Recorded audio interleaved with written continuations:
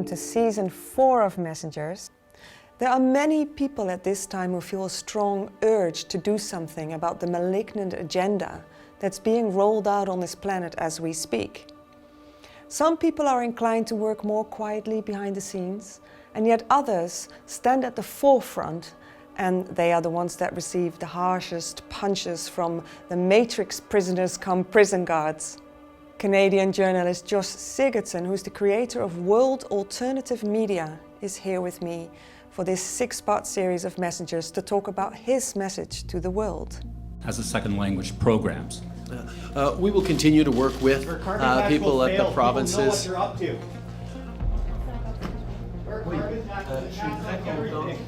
Shame on you. Shame on you. Shame on you and your globalist counterparts. You're scumbag. You're an absolute scumbag. Josh, I want to start off by asking you, what made you into who you are today? I'm always intrigued to see how someone is shaped by what happens in their life to become a warrior for the freedom movement. Sure, yeah. It's interesting because it's something that drives me that I can't quite put my finger on. Honestly, since I was young, very young, I felt like my legs just did the walking for me. I felt like there's no other thing to do than what I'm currently doing. I feel like I'm just guided in that way. I can't really put my finger on what does it, but I do know that I was influenced by a lot of things. In school, I did terribly. In 5th grade, I was suspended 76 times. What? For what? Well, absolutely everything. The list goes from pinching someone, which was, whatever, to absolutely doing nothing at all. I'll give you an example. I was sharpening a pencil, those old wall pencil sharpeners that you kind of crank, and I'm sharpening a pencil, no one's talking, and then the teacher starts talking and says, "All right, class, Josh!" And I go, "What?" She's like, "You're interrupting me." And I said, "Well, you got like 1 or 2 words in, I was gonna stop, and she's like, "You're suspended." I was sent to a room in my school, and I'm okay with naming the school because the things that they did to children at that time as a government school is so abusive. It was called Nordale School. It was in Winnipeg, Canada. And I remember they put me in a room. It was called the White Room. And the White Room was this room with a window mirror. I could only see my face in the mirror. It was about the size of just a little area that we're sitting in. It's about, let's say, 6 feet by 6 feet around.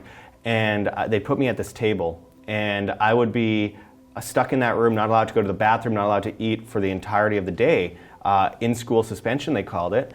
And they could look in on me, but I couldn't look out. It took them 5 years of parents complaining about it before they took the window mirror out and put a normal window in. These days they use it as a storage room, I found out. But at that time, it was extremely abusive, and I was a kid, and I knew it was abusive. And how old were you? This is between ages 9 and 12 or so that I was dealing with this stuff. And you couldn't actually get out, they locked you in? Yeah, well, they locked me in most of the time. Often they had it so I could open it, and I did sneak out of it a few times. But, that's the kind of abusiveness that we saw in school. They said, well, we don't beat children anymore in schools. Great, yeah, but you're mentally abusing them. So we do mental torture instead. Right. Much better. So it definitely influenced me a lot from that perspective. I knew that the adults that were in charge of me, quote unquote, were in the wrong, that they were abusive, that they were power tripping. I knew these people. From what age did you know that? Around 8 or 9, I figured that one out. And I realized that these people are heavily abused people. They are miserable people that wanted power back in life and would project that power onto other people because life didn't turn out the way they wanted it to. It's the perpetuation of the cycle again. Yeah, it's a perpetuation of that cycle, and luckily I got out of it. After years of being pushed around and indoctrinated in school, I left in 9th grade before I finished. But most kids are dependent. Mm-hmm. They need the opinions of their carers around them in order to feel safe. Mm-hmm. So you must have been very different then, because you obviously didn't need all that. It almost sounds you came in as an independent soul. Mm. Does it feel a little bit like that? Yeah, I saw through the charade mostly because the things they were doing to me didn't make sense to me as even a small child. And from that perspective, seeing adults do this kind of stuff, I knew if they were in the wrong, then perhaps I shouldn't be dependent on these grown-ups to take care of me. If they were in the wrong, they were doing things that were obviously abusive. So I couldn't put trust in them, and I couldn't look at them as higher ups. I looked at them as very sad people that got government jobs, teaching children to be conformists for the government. And the reason I left in 9th grade was because they asked me, why are you leaving school? And I said... So how old are you in 9th grade? About 14 or so. Right. And they asked... You're not even allowed to leave then, right? No, legally not. Legally, no. And they asked why I would leave, and I said, well, because I don't like to be indoctrinated. And they said, what do you mean indoctrinated? And the teacher didn't even know what indoctrinated meant. I mean, I immediately said, you're giving me all the more reason to leave. And they sent police after me, but they weren't very good at it. What did your parents say? At that time, I want to be clear, today my parents are completely on my side and back me up. But at that time, they were furious about it because they thought, well, I'm going to end up homeless. I'm going to end up, I don't know, abusing drugs or alcohol or something, because that's the perspective that people have ingrained in them, that people that don't stick it out through school will be a failure in life. And I mean... And yet it's the complete opposite, because it's the lack of conditioning that gives that has that freedom still in there. Right. I mean, there's no other animal on Earth that takes longer to mature than a human being. And the most important years of your life are between around 7 or 8 years old and around 16. Okay, so why is that? Because I was always told that between 0 and 7, that's when your brain is still malleable. It's malleable until you're 28, technically. Actually, is it? But with that said, it is most important. Those years are important for a different reason. The basics, learning, reading and writing, and math. But after about the 2nd grade, around the age of 7 years old or so, that's when you don't need the stuff that they teach in public school anymore. You need to be able to explore things on your own. You need to educate yourself. When I left school, I just read books. I learned more in the first year and a half out of school than I'd learned in all my years in school. What kind of books were you drawn to? Well, it was interesting because around the age of 12, I discovered Ron Paul. And I had read one of Dr. Ron Paul's books, and I had been kind of a Marxist-leaning person before that. When I found that, it blew my mind. I couldn't believe what I was reading. It just reset my brain. I looked for every way that he could be wrong about things, and I couldn't find it. I tried to attack his views as much as I could. And it's amazing going forward because now I've been able to spend enormous amounts of time with Dr. Ron Paul, and it's just been, it's one of those things that came fully around. But I'd read his books, and he recommended at the end of his books Rothbard, Hayek, Mises, these very well-known economists and scientific or political science writers. And it changed my views forever. I started debating people. I started arguing with people. I'd argue with my parents. I'd argue with everyone I could get my hands on. And you probably wiped the floor with them. Most of the time, but they wiped the floor with me a few times, and that's what I was looking for. I wanted to be proven wrong about what I thought. I first woke up to 9/11 at around the age of 7, 8. I was actually 7 when it happened. Around 8, something just didn't seem right about it, and I remember other kids in my class, their parents must have been 9/11 truthers, so they were talking to me about things. And so I'd always had kind of a backdrop of not buying what I was being told. But it was around the age of 12 that it kind of blew up for me. And by age 14, I was basically on Facebook all day arguing with people. And, a lot of people say that that's not a great way to develop. I think it is. I think it was extremely helpful because now I feel like I have a history of being able to back up what I'm saying. I've been through it enough times. I've been proven wrong enough times. And for that you're reason, okay with that? Yeah, I love being proven wrong. I wish I was wrong more. Look at the world today. Yeah, especially now. Exactly. Please let me be wrong. Yeah. And alas, we're not. The vindication at this point is kind of concerning to me because we've gotten to such a point that we could go into later. But I mean, It's been a long road for me. The vaccine issue was something that came up very early in my life when I was around 12. Really? Yeah. Because I was vaccinated for the last time when I was 12 years old. And sometimes they don't tell your family about it. And they've been doing that in Canada for a long time. And I was running track and field. I was getting medals for track and field. I was winning first or second place basically every single time. They have a little thing called a beep test where every time you run from one side of a field to another, the beep gets a bit faster and you have to be over that line before the beep happens. And I would win every single time. And then I get a flu shot in 2006.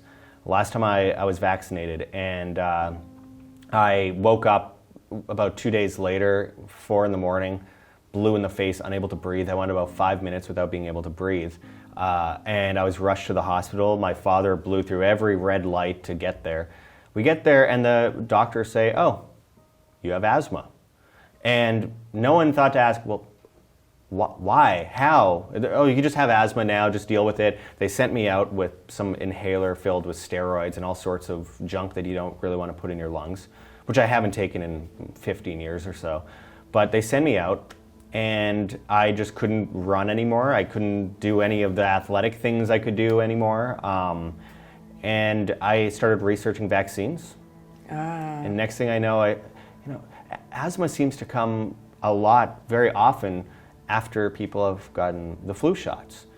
What's going on with that? And so I started turning down the vaccines. I was turning down any pharmaceutical. I really got into that realm, and I've never looked back since. And it's been an amazing journey watching so much get vindicated, but at the same time, it's terrifying. It is. To see it actually take place. I would rather be a crazy guy screaming at traffic than vindicated in any of this. Absolutely, yeah. I think a lot of people feel that right now. Mm-hmm. So you said you started reading and learning, and then what was the next stage? When did you start going out there into the world?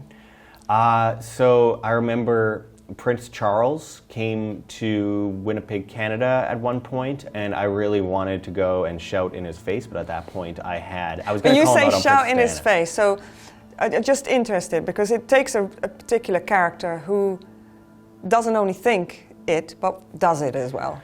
Well, what is that with you? Like, are you not afraid? I am. I'm absolutely afraid. Yeah, I hate the feel. I'm a very non-confrontational person. It's terrifying to do this stuff. My throat is in my stomach every time I do it. It's one of the worst feelings because it's not what I want to do. But I know it's something I should do. And does it work through you when it happens, or do you make yourself do it? I make myself. When I confronted Justin Trudeau in 2017, it was the fourth time I confronted him. I had confronted him twice before that, got tased.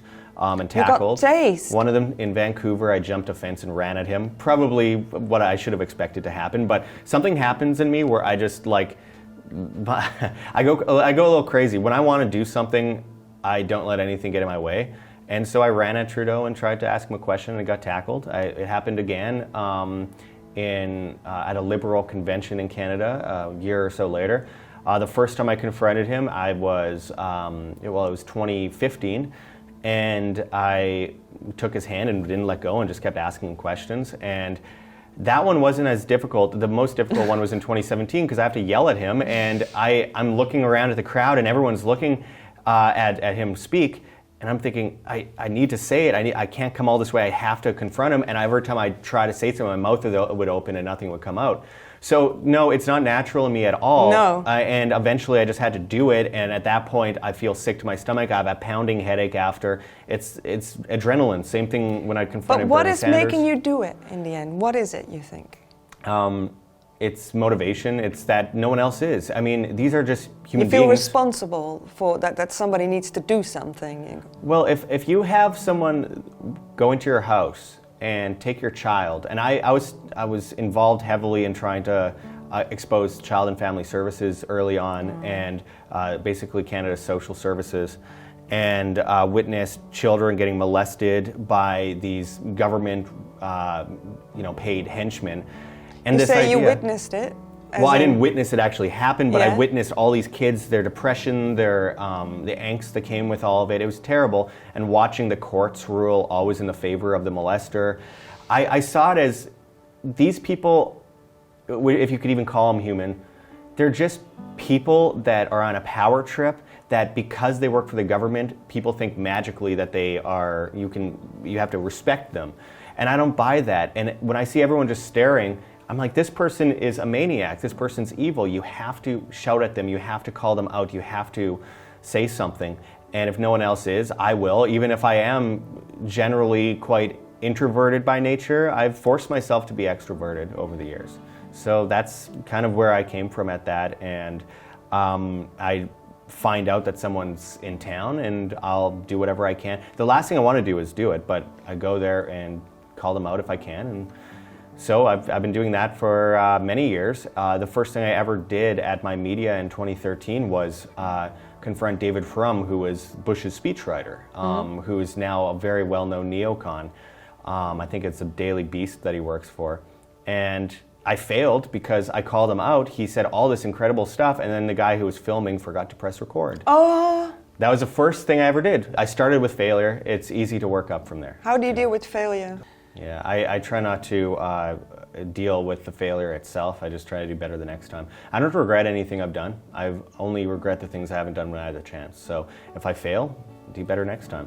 Learn from the mistake. Yeah, I recognize that. I've seen people around me before, they try something with their whole heart and they fail and it shocks them to their core. Yeah. And then you see them, go back into their shell, get married, have babies, and never talk about it again. Yeah. And I've seen other people that have fallen and fallen and fallen and fallen, and for some reason they just keep popping back up and keep popping up and getting stronger and stronger. I mean, David Icke is, of course, a perfect example of somebody who just... He was ridiculed for like 15, 20 years, couldn't walk down the street because people just laughed at him. And now look, he's been so incredibly vindicated. It's scary, Yeah, it's wonderful to see when we're walking during protests and you see the love that people give him. It's so heartwarming to see. He was the face of Britain during those protests. Everywhere else I went in the world. I mentioned when I was talking with you last night, I was in Liverpool at the Cavern Club where the Beatles started, and this guy from Argentina, I see him singing along to every word in the Beatles song, and I said, because I was doing the same thing, and I'm like, oh, you must be a big fan of the Beatles, obviously. So we started talking about all sorts of different things, the Joe Rogan controversies, all that kind of stuff, and he looks at me and he's like, have you ever heard of David Icke? As a matter of fact, I have. A bit. Yeah. And I don't hold anything against him because honestly, it was one of the best things that ever happened in a roundabout sort of way. But it was because of an interview I did with David Icke that my channel got totally canceled. Yeah. That recently happened to somebody else who interviewed him as well, and he got taken off Spotify and YouTube and everything. Yeah. I mean, we'll get into that in the next episode. We can talk about the censorship, how it's affected you, and maybe a little bit, I'd love to hear in the next episode as well, a little bit about what's happening in Canada, actually, because you mentioned a few quite worrying things, and I thought, what's going on there? So let's talk about that next time. Yeah, absolutely. Thank you. Thank you.